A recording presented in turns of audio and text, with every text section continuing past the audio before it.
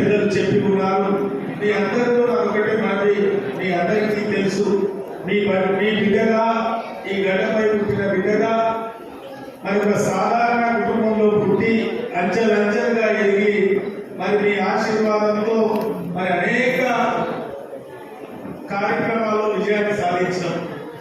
విద్యాపరంగా కావచ్చు, వ్యాపార పరంగా కావచ్చు, రాజకీయ పరంగా కావచ్చు, మరి బ్రహ్మాండంగా ఈ నియోజకవర్గానికి పేరు తెచ్చే విధంగానే మరి కార్యక్రమాలు చేసినాం, విజయవంతమైన.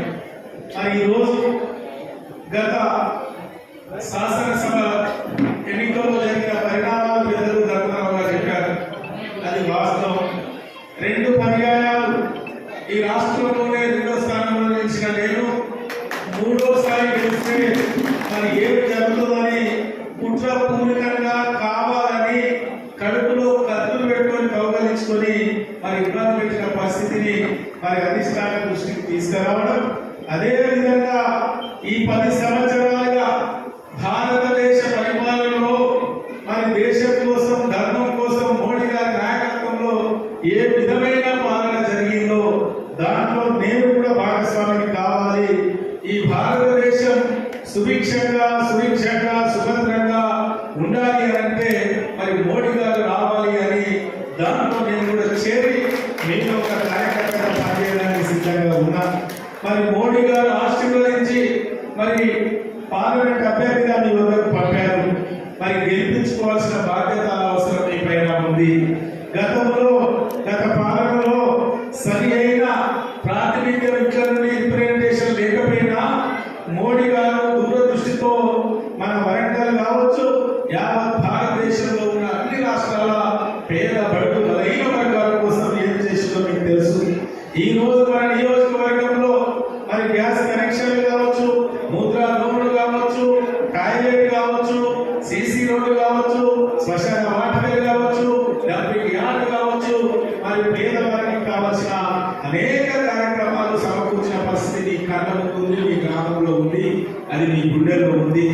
ఈ రోజు నగరానికి సంబంధించి అది స్మార్ట్ సిటీ కావచ్చు, అది హెరిటేజ్ సిటీ కావచ్చు, అది అమృత్ కావచ్చు, గిరిజన యూనివర్సిటీ కావచ్చు, డ్రాగన్ ఫ్యాక్టరీ కావచ్చు, NHI రోడ్స్ కావచ్చు, NH రోడ్స్ కావచ్చు, అనేక కార్యక్రమాలు మరి ప్రధానమంత్రి గారు మనకు అందించిన పరిస్థితి.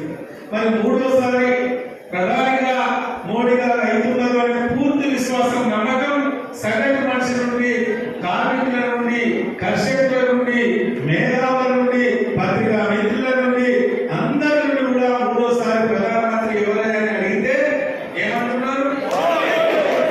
మరి మోడీ గారు అంటున్న తరుణంలో మరి మోడీ గారు బలపరిచిన ఈ బిడ్డను మీరు గెలిపించుకుంటే, ఈ సోదరుడిని మీరు గెలిపించుకుంటే, ఈ తమ్ముడిని మీరు గెలిపించుకుంటే మరి ఏ విధంగా మన పార్లమెంట్ ఏ విధంగా అభివృద్ధి చెందుతుందో ఒక్కసారి మీరు ఆలోచన చేయాలి. 10 సంవత్సరాలుగా వర్ధనపేట నియోజకవర్గంలో ఒక ప్రణాళిక ప్రకారం ఏ విధంగా అభివృద్ధి చేస్తామో మీరు చూశారు. ఈ రోజు వరంగల్ పార్లమెంట్ ఏ విధంగా అభివృద్ధి చేయాలని ఒక ప్రణాళికతో ఉన్నాం. అది మహిళా సంఘాల ఆర్థిక అభివృద్ధి కావచ్చు, మా యువత కోసం స్కిల్ డెవలప్మెంట్ సెంటర్ కావచ్చు, ఐటీ హబ్ కావచ్చు, భూపాలపల్లిలో ఇండస్ట్రీ కార్యాలయం కావచ్చు, టెక్స్టైల్ పార్క్ కావచ్చు, అనేక ఉత్పత్తి కేంద్రాలు కావచ్చు, ఫుడ్ ప్రాసెసింగ్ యూనిట్స్ కావచ్చు, అనేక కార్యక్రమాలు రూపకల్పన చేసుకున్నాం. మీ ఆశీర్వాదంతో మామూలు ఎయిర్పోర్ట్ కావచ్చు, మీ ఆశీర్వాదంతో